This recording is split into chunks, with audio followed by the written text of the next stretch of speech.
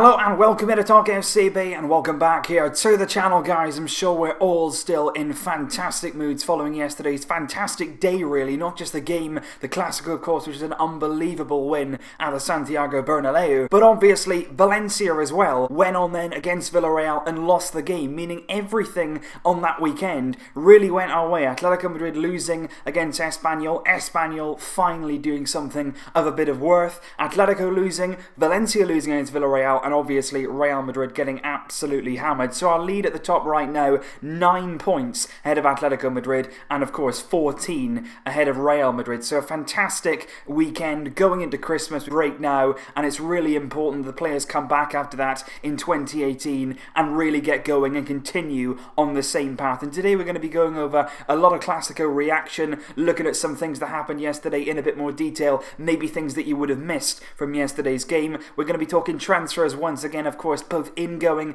and outgoing transfers, and we're going to be discussing possible plans for the January transfer window. So there's all that and more coming up today in this Barca news roundup. Let's get on with it. So going back to yesterday then, the fantastic victory over Real Madrid, and the one man that I want to talk about, the one man that we've all wanted to talk about, of course, Lionel Messi, once again yesterday producing an iconic celebration at the Bernabeu, both in front of their own fans and also the Barcelona fans, which are high up in the stadium at the Bernabeu. His goal yesterday from the penalty spot, his 25th goal against Real Madrid. He was already the top goal scorer in El Clásico history, but he's even more cemented that role at the top now, and he also broke another record. Lionel Messi absolutely loves breaking records against Real Madrid. If there's a record to be broken, he'll save it, he'll go to the Bernabeu, and he will break it, along with Real Madrid, of course. He's now the all-time top goal scorer for a single European club in the top 5 leagues, surpassing Gerd Muller's record. He now has 526 goals to his name for Barcelona. An absolutely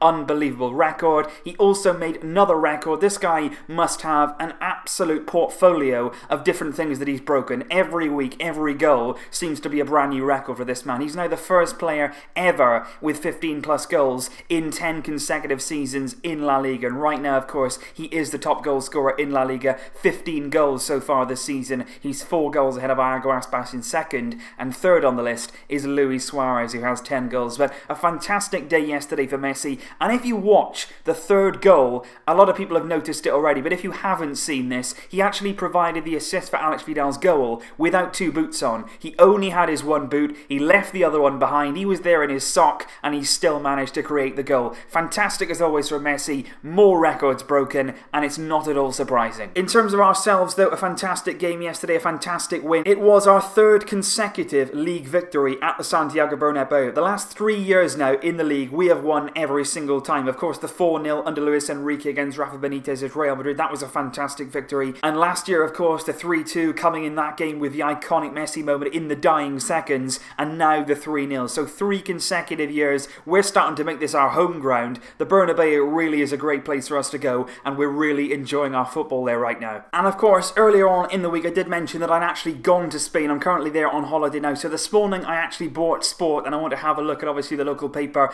in Barcelona, and it was really interesting to read some of the things in there. Obviously on the front cover it's got Merry Christmas, Lionel Messi with the iconic celebration from yesterday, and the really interesting thing I wanted to look at was their player ratings for yesterday's game, and I'm just going to read those out to you. You can see them on the screen here. Ter Stegen 8, Sergio Roberto 7, Gerard Piqué 8, Vermaelen 8, Jordi Alba 8, Rakitic 7, Busquets 6. I think that's really harsh. Obviously first half he wasn't fantastic, but the second half he really made the difference. Iniesta 7, Paulinho 7, Lionel Messi 8, and Luis Suarez 6, and I believe they labelled Piqué as their man of the match. Semedo 6, Gomez 7, which again I think is pretty generous. Alex Vidal 7 as well. On the Real Madrid side though, Keylor Navas 7, Dani Carvajal sent off, of course, doing his fantastic impression of Ter Stegen. He kept the ball out, to be fair. He's on the right road. He got a 4 out of 10. Varane with 6, Ramos 5, Marcelo 5, Casemiro 5, Modric 7, Kovacic 5, Toni Kroos 4, Benzema 5, which I think is very generous,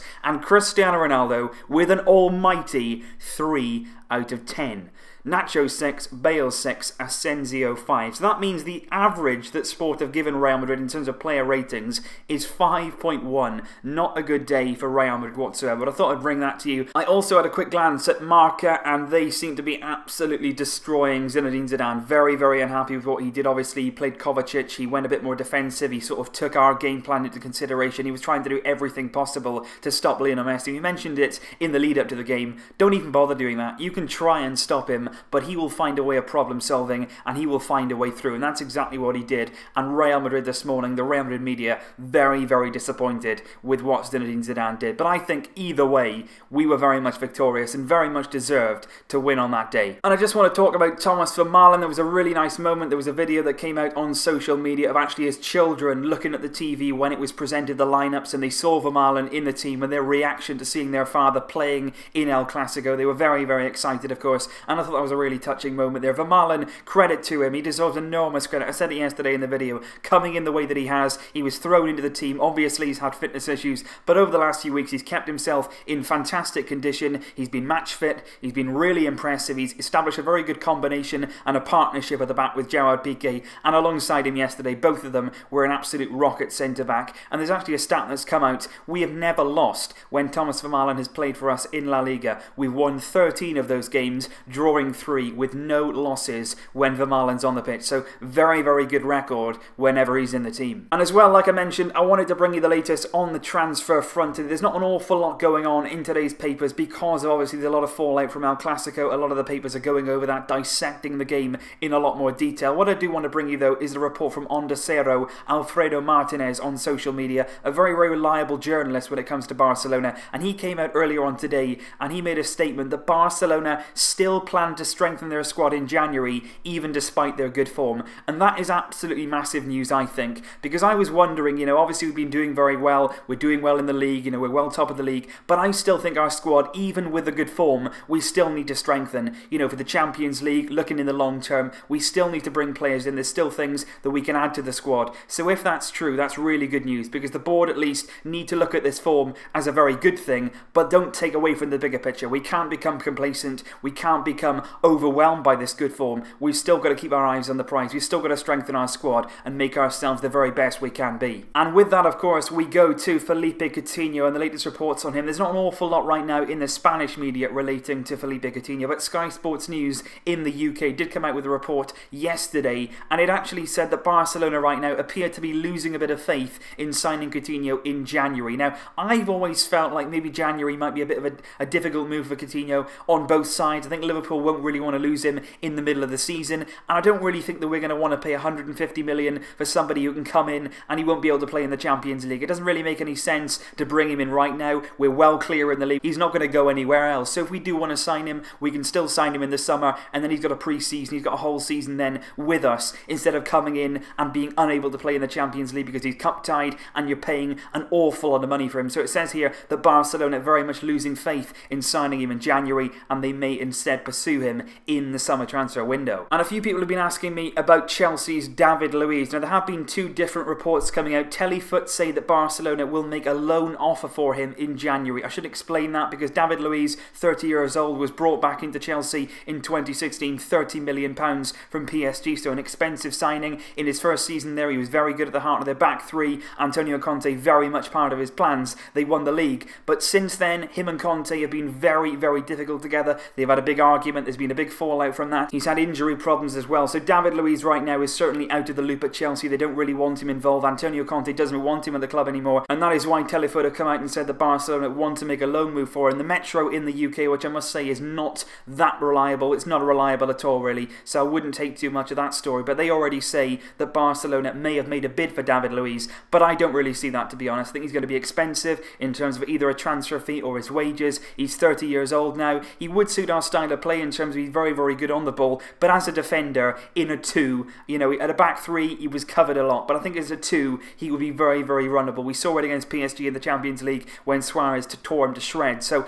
I don't really think Luiz is going to be the player we should be targeting. We need to be targeting somebody at the centre-back position who's a bit younger, has got a bit more to offer, and it will probably be a bit cheaper as well. So I don't really see an awful lot happening on the David Luiz front. And one more thing that I do want to bring you as well, guys, not in regard to income incomings, but with regard to outgoings in January, obviously there's a few players that could be going out in the January transfer window. One of those is Arda Turan, who had started his holidays even before yesterday's game. He's already in Turkey on holiday now for Christmas. And reports come out of Turkish media today, and there's not just one, there are several reports in the Turkish media from different sources that say that he's very, very close actually for signing for Besiktas. And that's very interesting indeed. Besiktas apparently have come out of the fray in the last few days. It's very much out of the blue. They weren't expecting to make an offer, but they have done. And according to Turkish media, in the next few days, a deal for Arda Turan to go back to Turkey could be very, very close indeed. And he could finally be leaving Barcelona. But we're going to have to wait and see, because that's a story that we've heard very many times in the past. And whether or not it's true or not, we'll have to wait and see. But that's basically the latest on the transfers. Like I say, today there's not really an awful lot going on. They're talking about the Clásico. Obviously, it's coming up to Christmas as well, so there's not an awful lot of reports going around. I'm sure that we're going to hear a lot more about that in the weeks that follow Christmas and throughout January, of course. When the transfer window is open, we're going to be getting a lot of speculation with players coming in